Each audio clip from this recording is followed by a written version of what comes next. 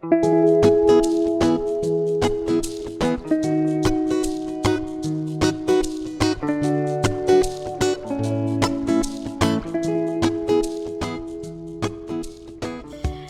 friends, welcome back to my channel. It has been a while and I apologize for that.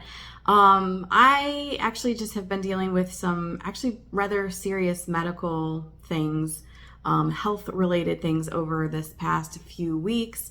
And so that's why I haven't been filming. It seems like everything is kind of leveling out. So it seems like everything is on the up and up, like everything's going back to somewhat normal.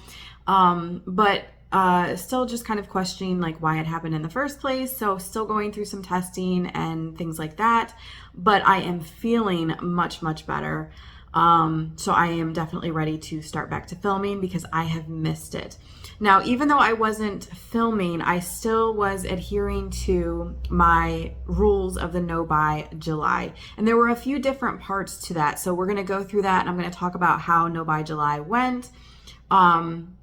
If you guys were doing the no buy, let me know down in the comments how you did, you know, if you learned anything, any insights. But first off, I wanted to, well, let's start with the no buy portion because honestly, that is probably the easiest, like cut and dry part of this.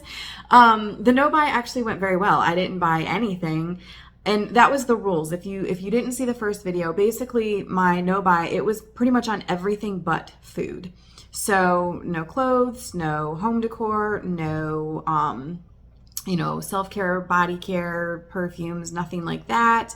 And even the food portion, I had said that, I'm not going to be going out and buying anything new. It would just be, repurchasing stuff that we've already, tried and true type of thing. So I wasn't, going to be spending extra money on anything elaborate food wise either. And like I said, I stuck to that completely. Now, part of that is just because I was so sick that it's not like I was going out shopping and being tempted and having to rein myself in. So the no buy part was a breeze. Now, there were a few other parts to the no buy. One of those things was my Pinterest boards. If you guys remember, I was talking about, I felt like the Pinterest addiction that I had with the scrolling and then pinning constantly and having just too many boards, too many pins. I felt like it was a very similar feeling to me of shopping because pinning a pin to a board was very much the same feeling as an add to cart type of experience. And I just wanted to kind of cut back on that just because obviously I was on a no buy, so I really didn't want to have the whole feeling of add to cart, plus just the information overload. It can honestly, for someone like me, now, I know everybody is different. I don't know if it's my ADHD. I don't know what it is, but if I have too much on my Pinterest, it does give me an overwhelming feeling, and it feels like clutter. Just like in my house, if there's clutter everywhere and it makes me moody and just anxious, it's the same thing with my Pinterest boards, and maybe that's silly to some people, but it's almost like there's too much information and it's overwhelming. I'll give you another example too, and I think this just tells you how my mind works, and I'm sure some of you are like this and then others of you are probably totally not. Let's take YouTube videos, for example. I get overwhelmed if I'm following too many people on YouTube because I am one of those people that if I like your content, I will watch every single video that you put up and I watch the entire thing. I am not one of those people that'll watch, 5 minutes and skip through it. I watch the entire thing. So if I'm following too many people, I get overwhelmed because I can't do that, because I can't watch every single video, because I can't watch, the entire video because I just don't have time. And then I get overwhelmed. It's the same thing with my Pinterest boards. If I have something pinned, it's because I genuinely was interested in it, at least at some point. So I fully intended to, read the blog post or try the recipe.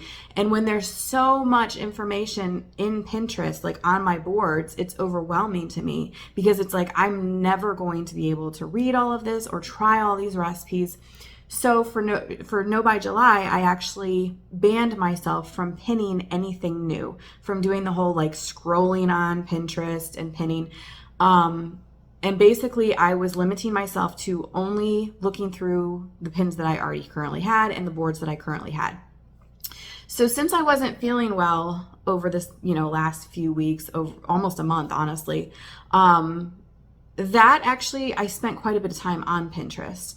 And I noticed that I had the temptation to scroll and pin whenever I was feeling anxious. So I think honestly that whole scrolling and pinning is just a distraction for me, which I think a lot of times even with shopping, it's the same thing. It's just very much a distraction.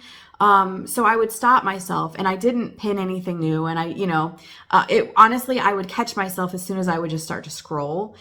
Before I would even start pinning anything. And I consciously knew it's because I was feeling anxious. So I ended up then, just going to the boards that I have, and I did actually delete quite a few pins that, maybe I had pinned from 5 years ago that I had no interest in or just didn't have any bearing at this point or, any use for me at this point. I did start to kind of condensing some boards and getting rid of some things, but I had told you in the last video that I was actually going to add up all of my numbers for Pinterest. So I'm very much a numbers person. I like to know, like I'm very much an inventory and a numbers person. And that's how I'm like goal driven a lot of times is by, like, for example, with Pinterest, my goal is to not pin anything extra and also to eliminate a lot of pins. So to me, taking inventory of like how many boards I have, how many pins I have, and then being able to see those numbers and then like in a month go back and see if I have, eliminated anything. That's very much like how I am goal driven. I'm the same way with like body care and stuff. I like to have an inventory and know my numbers and all of that. So that's just, so you guys kind of know how my brain works. I love to keep track of things. I love numbers. I love inventory. That's just how my brain works. Anyway, see, I got the notebook. Remember I told you guys I was going to get a notebook to kind of keep notes as far as the, obviously for the Pinterest boards and then also for like no buys and things. Like if I was tempted at any point, which honestly I wasn't, so I didn't have to write anything down. But okay, so my totals, I have 84 boards on Pinterest, which seems, that's like extreme. 84 boards? Who needs 84 boards? Like that's way too many. And then I have 69,703 pins. That's ridiculous. And that's what I'm saying. For me, it's just that feeling of overwhelm because there's no way. And just to give you some perspective, like one of the boards is my dessert board. Okay. I have like 5,000 pins. I could make a new dessert every single day for the rest of my life and not get all of those recipes done. Like it's just insane. It's so I need to start eliminating, and I feel like if I start eliminating and not having so much information there, that is going to help me with just the feeling of like overwhelm and anxiety. Okay, so another portion of the no buy is to, well, I guess these last two things kind of go hand in hand, is to start decluttering and organizing and then also deciding what types of things that I actually want to keep purchasing. Because I'm not a minimalist and I'm not preaching minimalism. That's not, like I said, I get overwhelmed very easily and I don't like clutter, but I'm very much more of a maximalist, but I need all of my things to have a place. And I wrote this down because this is a quote that like, it puts it into words what I'm trying to say. And sometimes I'm not like super good at that. It says proper storage is about creating a home for something so that minimal effort is required to find and put it away. So I feel like that is something that I am trying to do with my entire house. My stuff, the household stuff, everything in the house. And as I'm doing that, if there are categories of things, that I don't use and I don't really enjoy, then I don't really need to find a spot for those things. I just need to get rid of it. But if it's something that I truly, truly enjoy, I need to find a spot for it so that it has proper storage. And then I'm not opposed to having, a collection or, whatever. For example, well, I'm going to insert a little clip here that I took. This was taken like 3 weeks ago before I really got like really sick. Because like I said, part of this was I was supposed to start organizing and I did not get much done, except for I did organize my necklaces. And I didn't have to buy anything. I actually already had the cork board. I already had the little pins to be able to put up there. So my necklaces, I dug them all out of my jewelry because, well, I have multiple jewelry boxes, but I keep everything in the jewelry boxes: rings, necklaces, earrings, bracelets, everything. And it was just such a mess. And what I've noticed is that I will only wear this, like, I only have like 2 pairs of earrings that I seem to constantly wear. And it's because it's too much effort to go dig through the jewelry boxes. And the same thing with necklaces. I just never switch out my necklace because it's too much of a hassle to have to dig through the jewelry boxes. So what I ended up doing is organizing my necklaces. Now, surprisingly, I didn't have as many necklaces as I thought, which was actually a very pleasant surprise. But now at least they are all displayed. They are super easy to get to, and there is room for more. So if I choose to get more necklaces in the future, I don't care. Like, that doesn't bother me. It's not like I'm like, oh, you can only have 3 necklaces or something. No, fill the board up. That's what the board is going to be for, is necklaces, and then also for like pins, because I don't really wear pins, but I a lot of times will see pins that speak to me, and I want to buy them. So I, kind of want to have a collection of those. Again, they fit on the cork board, so I can do that and not feel guilty and not feel like they're going to get buried under a bunch of garbage. They have a place now. So that's what I'm talking about as far as like what I want to do with the entire house. The necklaces and the pins were the only thing I got to over this past month, just because everything kind of fell apart. So, so I didn't get much organizing done, but I am starting to kind of go through and decide what categories speak to me, what categories I want to continue to have collections of. And it's funny, because I wasn't trying to scroll and pin needlessly and things, there were 2 things that I really found that I really, really enjoyed over this past month while I was not feeling good, because I wasn't able to do, cooking and baking was like out. That's, obviously one of my hobbies, and it just wasn't happening. And to be totally, totally honest, I didn't even really have the energy to do a ton of self-care. It would be one of those things where I would shower and get out and I felt so lousy. I didn't even feel like putting on like body lotion or anything. So 2 things though that really helped me over this last month and I really, really enjoyed are word searches. You guys, I'm not kidding. I went through like 4 or 5 entire word search books, like the whole thing in like a month. It was crazy. But whenever I would start to feel like anxious or something, I would just do word searches, and it was very, very soothing to me. And then the other thing was writing to my best friend. She lives in Virginia. I live in Ohio, so it's just easy to write letters. We both enjoy writing. We both enjoy receiving letters. And that was so fun for me. It was a way to like vent and kind of get things off of my chest. It was nice to just be able to write. And then I also love like stickers and stationery and, different kinds of pens and things like that. So that was really, really good this past month. So all that to say, like, I know that it's fine if I stock up on word search books, and it's fine if I have a sticker and stationery, because I know I'm going to use those things. It's something that I very much enjoy.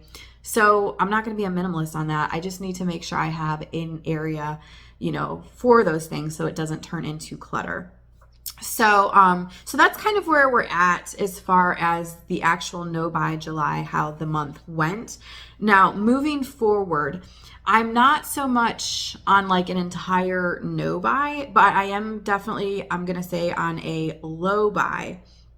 But how I want to kind of do this is, unless I actually run out of something, I don't really want to buy anything until I have made sure that those, like that category of items has a place, so proper storage basically. So I don't foresee myself buying very much, honestly, anytime soon. Like I said, until I start making room. With moving into autumn, I don't think there's really anything body care related that I'm running low on.